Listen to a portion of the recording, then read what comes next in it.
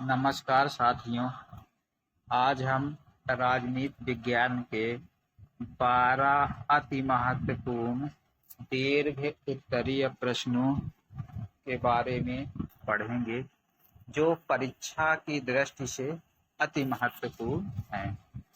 कक्षा है BA first year, विषय राजनीति विज्ञान, पेपर द्वितीय जिसका नाम है भारतीय संविधान।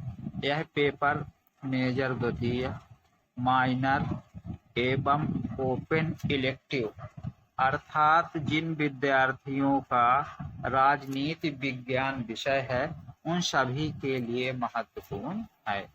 कुल अंक हैं 100, जिसमें से 70 अंक मुख्य परीक्षा के हैं एवं 30 अंक सीसीपी के। 70 में से मिनिमम 23 अंक लाना अनिवार्य है और 30 में जो सीसीपी है उसमें से 10 अंक लाना अनिवार्य है, अर्थात दोनों के मिलाकर मिनिमम 35 अंक होने चाहिए।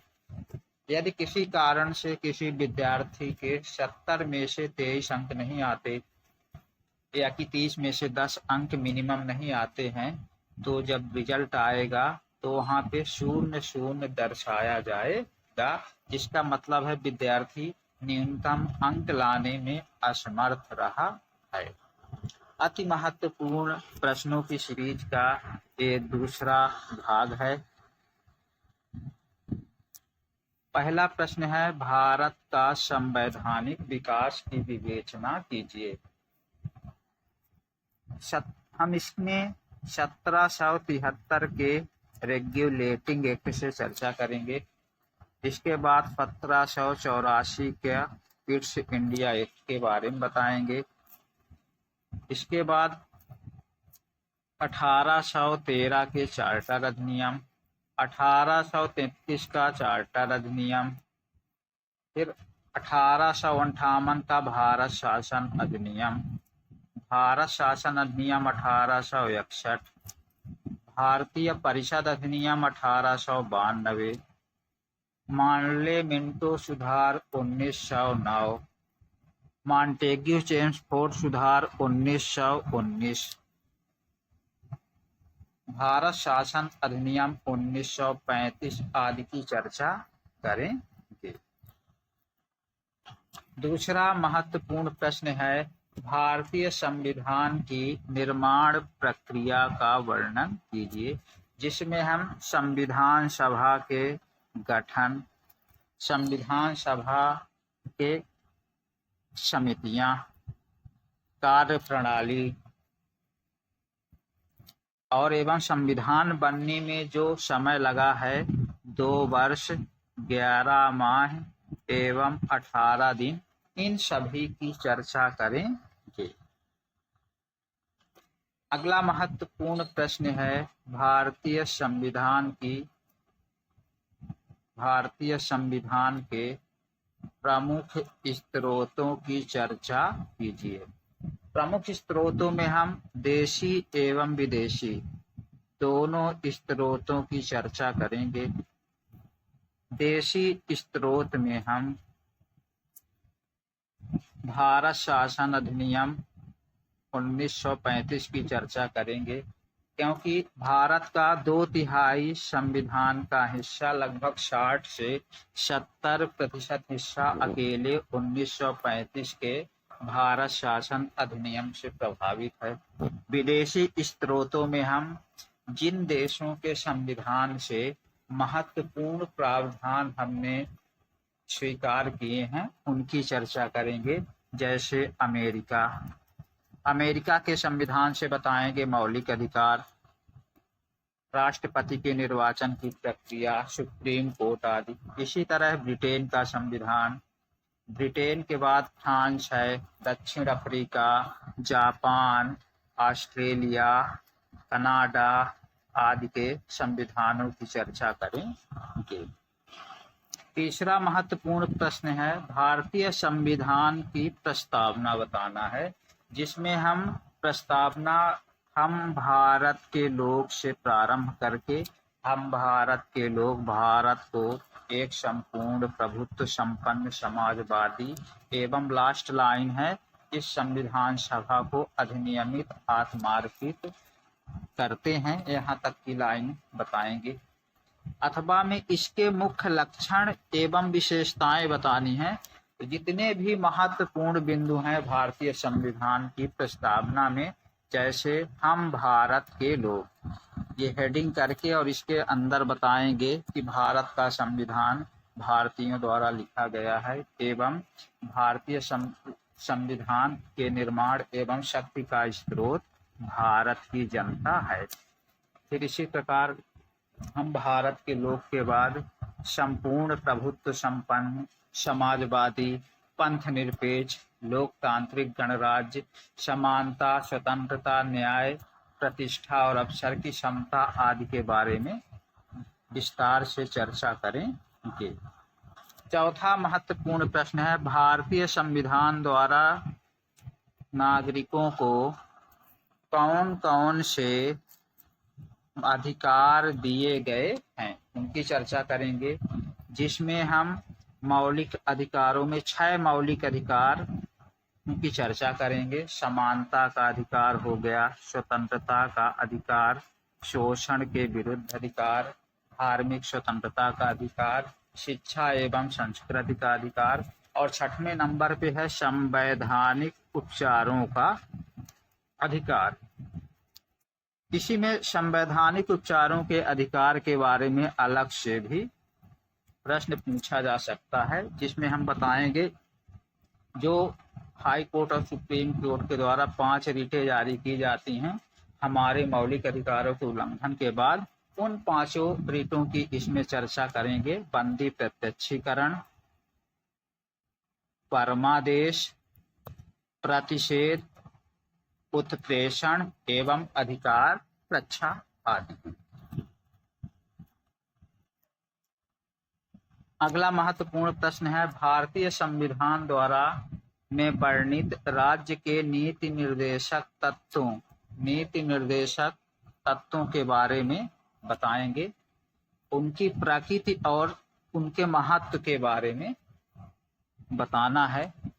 तो बताएंगे प्रकृति में वाद योग्य नहीं है, अर्थात यदि राज्य नीति निर्देशक तत्वों को लागू नहीं कर पाते हैं तो उन्हें लागू करवाने के लिए न्यायालय की शरण में नहीं जाया जा सकता, अर्थात यह न्याय योग्य नहीं है। महत्व में बताएंगे यह राज्य को दिशा निर्देशित करते हैं और राज्य कोई भी नियम कानून या नीतियां बनाएगा तो इन निर्देशक तत्वों का ध्यान रखेगा, क्योंकि ये लोगों के लोक कल्याण के उद्देश्य की पूर्ति करते हैं, जिनको ध्यान में रख के राज्य नियम कानून या नीतियां बनाएगा। इन सभी महत्वपूर्ण बिंदुओं की इसमें हम चर्चा करें। 6वां प्रश्न है लोकसभा के स्पीकर के कार्यों एवं शक्तियों की विवेचना करना है। तो इसमें लोकसभा क्या जो प्रमुख होते हैं, लोकसभा स्पीकर या लोकसभा अध्यक्ष कहा जाता है, उसकी सभी शक्तियों को बताएंगे कि सदन में शांति व्यवस्था बनाए रखना, कि सदन के किसी सदस्य को बोलने या अपना विचार रखने की अनुमति देना। शक्तियों की भी हम चर्चा करेंगे, जैसे धन विधेयक है या कोई विधेयक धन विधेयक है या नहीं, इसका अंतिम निर्णय लोकसभा अध्यक्ष के द्वारा लिया जाता है। इन सभी की चर्चा इसमें करें। 7वां महत्वपूर्ण प्रश्न है संसद की विधायी प्रक्रिया या विधि निर्माण की प्रक्रिया को बताना है। तो इसमें प्रथम संसद का प्रथम वाचन, जब द्वितीय वाचन, तृतीय वाचन, समिति आदि जितनी भी महत्वपूर्ण प्रक्रियाएं हैं उन सभी की चर्चा करेंगे। और विधेयक पहले एक सदन में जाता है और एक सदन से पास होके दूसरे सदन में जाता है और दोनों सदन से पास होके विधेयक फाइनली राष्ट्रपति के पास जाता है। इन सभी की चर्चा करेंगे। 8वां प्रश्न है राज्य विधानसभा के संगठन एवं शक्तियों का वर्णन कीजिए। तो बताएंगे राज्यों की विधानसभा में न्यूनतम 60 सदस्य होते हैं गठन में, और मैक्सिमम 500 सदस्य हो सकते हैं। इसका सदस्य बनने के लिए योग्यताएं बताएंगे तो भारत का नागरिक हो, 35 वर्ष की आयु पूरी कर चुका हो, पागल या दिवालिया ना हो, इन सभी की चर्चा करेंगे। और इसकी शक्तियों की जब बात आएगी तो विधायी शक्ति यानी राज्य सूची के विषयों पे कानून बनाने का अधिकार, फिर विधायी शक्ति के बाद वित्तीय शक्तियों की चर्चा करेंगे। बजट वगैरह जो भी है ये सब धन विधेयक है, बजट है, ये केवल और केवल राज्य की विधानसभा में ही प्रस्तुत किए जा सकते हैं। इन सभी की हम यहाँ चर्चा करेंगे। राज्य विधानमंडल के गठन के बारे में जब आएगा तो राज्य विधानमंडल के में हम विधानसभा की चर्चा करेंगे। कुछ 6 राज्यों में विधान परिषद है, उनके बारे में बताएंगे एवं राज्यपाल के बारे में बताएंगे। कुछ राज्यों में विधान परिषद है तो 2 सदन होंगे, जिसमें विधानसभा निम्न सदन होगा और विधान परिषद उच्च सदन होगा और राज्यपाल रहेंगे। कुछ 6 राज्यों को छोड़ दिया जाए तो विधानसभा एवं राज्यपाल से मिलकर ही राज्य विधानमंडल का गठन होता है, अनुच्छेद 168 के अनुसार। विधानमंडल की शक्तियों में बताएंगे कार्यपालिका संबंधी शक्ति, फिर व्यवस्थापिका संबंधी शक्ति, वित्तीय शक्तियां, ये सारी शक्तियों की हम वहां पर चर्चा करेंगे। 9वां महत्वपूर्ण प्रश्न है भारत के राष्ट्रपति की शक्तियों एवं कार्यों का परीक्षण कीजिए। यह अति महत्वपूर्ण प्रश्न है, वेरी वेरी इंपॉर्टेंट है। इसमें हम राष्ट्रपति की कार्यपालिका संबंधी शक्ति बताएंगे, जिसके तहत सभी महत्वपूर्ण अधिकारियों की नियुक्ति करते हैं। विधायी शक्तियों की चर्चा करेंगे, वित्तीय शक्तियों की चर्चा करेंगे, आपातकाल संबंधी शक्तियों की चर्चा करेंगे, न्यायिक शक्तियों की चर्चा करेंगे। अगला इसी में महत्वपूर्ण प्रश्न है अथवा में, भारत का राष्ट्रपति नाम मात्र का शासक है, क्योंकि संविधान के द्वारा ही भारत को राष्ट्रपति को नाम मात्र का शासक बनाया गया है। क्योंकि भारत में संसदीय शासन प्रणाली अपनाई गई है, इसकी चर्चा करेंगे। क्योंकि संसदीय शासन में 2 प्रकार की कार्यपालिका होती है, एक नाम मात्र की और एक वास्तविक। नाम मात्र के होते हैं प्रमुख राष्ट्रपति, जिनके नाम पे देश का शासन चलाया जाता है, और वास्तविक होते हैं प्रधानमंत्री, जो जनता के द्वारा चुन के आते हैं। जनता के द्वारा चुने हुए लोकसभा सदस्यों के बहुमत से प्रधानमंत्री बनते हैं। इन्हीं की सिफारिश पे राष्ट्रपति को कार्य करना रहता है। और अनुच्छेद 74 की चर्चा करेंगे कि राष्ट्र, और अनुच्छेद यहाँ पे 53 की चर्चा करेंगे। अनुच्छेद 53 में बताया गया है कि राज्य की कार्यपालिका का प्रमुख राज्यपाल होता है, लेकिन वहीं 74 में बताया गया है कि राष्ट्रपति को सहायता एवं कार्यों में मदद करने के लिए एक मंत्रिपरिषद होगी, जिसका प्रमुख प्रधानमंत्री होते हैं। इन सभी की चर्चा की जाएगी। 10वां महत्वपूर्ण प्रश्न है राज्यपाल की नियुक्ति कौन करता है, तो बताएंगे राष्ट्रपति करते हैं। और राज्यपाल की शक्तियों के बारे में विस्तार से बताएंगे तो राज्यपाल की कार्यपालिका संबंधी शक्ति, राज्यपाल की विधायी शक्ति, राज्यपाल की न्यायिक शक्ति, राज्यपाल की वित्तीय शक्ति, राज्यपाल की अध्यादेश जारी करने की शक्ति और केंद्र का एजेंट। इन सारे बिंदुओं पर चर्चा करेंगे, क्योंकि हमने पिछले महत्वपूर्ण प्रश्नों में राज्यपाल की शक्तियों का विस्तार से वर्णन किया है। आप पिछले वीडियो को देख सकते हैं। अगला महत्वपूर्ण प्रश्न है राज्यपाल के पद का मूल्यांकन कीजिए। तो सभी शक्तियों को बताएंगे, साथ ही जैसे राष्ट्रपति का बताए हैं कि भारत में संसदीय शासन व्यवस्था है, तो इसमें भी बताएंगे कि राज्य में भी 2 प्रकार की कार्यपालिका है, नाम मात्र की और वास्तविक। नाम मात्र के होते हैं राज्यपाल, और वास्तविक होते हैं मुख्यमंत्री एवं उनकी मंत्री परिषद। इन सभी बिंदुओं की हम चर्चा करें। 11वां महत्वपूर्ण प्रश्न है भारत के सर्वोच्च न्यायालय के संगठन और शक्तियों का वर्णन करना है। तो सर्वोच्च न्यायालय का अनुच्छेद 124 के तहत बताएंगे भारत के लिए एक सर्वोच्च न्यायालय होगी। इनके न्यायाधीशों की संख्या बताएंगे, इनकी नियुक्ति कौन करता है, कैसे हटाया जाएगा।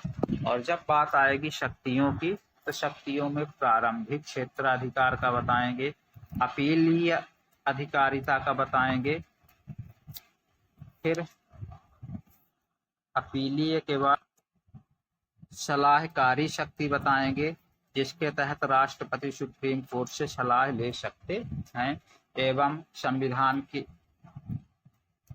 संविधान की समीक्षा वाला बताएंगे, और मौलिक अधिकारों का रक्षक आदि के बारे में बताएंगे। इसी का अथवा प्रश्न है भारत के सर्वोच्च न्यायालय का संविधान का रक्षक एवं संविधान के रक्षक के साथ नागरिक के अधिकारों का रक्षक है। क्योंकि अनुच्छेद 32 के तहत जब भी नागरिकों के अधिकारों का उल्लंघन होता है तो व्यक्ति अपने अधिकारों को बचाने के लिए सुप्रीम कोर्ट की शरण लेता है अनुच्छेद 32 के तहत। तब सुप्रीम कोर्ट 5 प्रकार की रिटें जारी करते हैं वहां पे, और उन रिटों की चर्चा करेंगे। बंदी प्रत्यक्षीकरण, परमादेश, प्रतिषेध, उत्प्रेषण और अधिकार रक्षा। इसके बाद संविधान के रक्षक में बताएंगे न्यायिक पुनर्विलोकन का अधिकार सुप्रीम कोर्ट के पास है। जब संसद कानून के अनुसार संविधान में बदलाव नहीं करेगी, तो यदि गलत तरीके से कानून बनाती है या लागू करती है, तो सुप्रीम कोर्ट के पास यह अधिकार है कि उन सभी गलत नियम और कानूनों को समाप्त कर सकती है। इसके बाद 12वां और लास्ट अति महत्वपूर्ण प्रश्न है भारत के निर्वाचन आयोग की संरचना, संगठन और उनके कार्य। क्योंकि निर्वाचन आयोग अनुच्छेद 324 के तहत एक संवैधानिक संस्था है। एक मुख्य निर्वाचन आयुक्त एवं 2 अन्य निर्वाचन आयुक्त होते हैं, इनकी चर्चा करेंगे। इनकी नियुक्ति के बारे में बताएंगे कि राष्ट्रपति महोदय के द्वारा इनकी नियुक्ति की जाती है। कार्यकाल होता है 6 वर्ष या 65 वर्ष, जो भी पहले पूर्ण कर लेंगे मुख्य निर्वाचन आयुक्त का, और अन्य का 6 वर्ष और 62 वर्ष की उम्र तक। इनके वेतन भत्ते भारत की संचित निधि से दिए जाते हैं। इन सभी की चर्चा करेंगे। इसके बाद इसके अधिकारों के बारे में बताएंगे कि यह भारत में स्वतंत्र और निष्पक्ष चुनाव करवाने वाली संस्था है। राजनीतिक दलों को मान्यता देना, वोटिंग लिस्ट तैयार करवाना, इन सारे कार्यों की वहाँ पे हम चर्चा करेंगे। स्वतंत्रता की जब भी बात आती है तो संविधान के द्वारा है इसे स्वतंत्रता प्रदान की गई है। इनकी नियुक्ति के बाद किसी भी प्रकार से अलाभकारी परिवर्तन नहीं किया जाएगा। इन सभी की चर्चा करेंगे। धन्यवाद।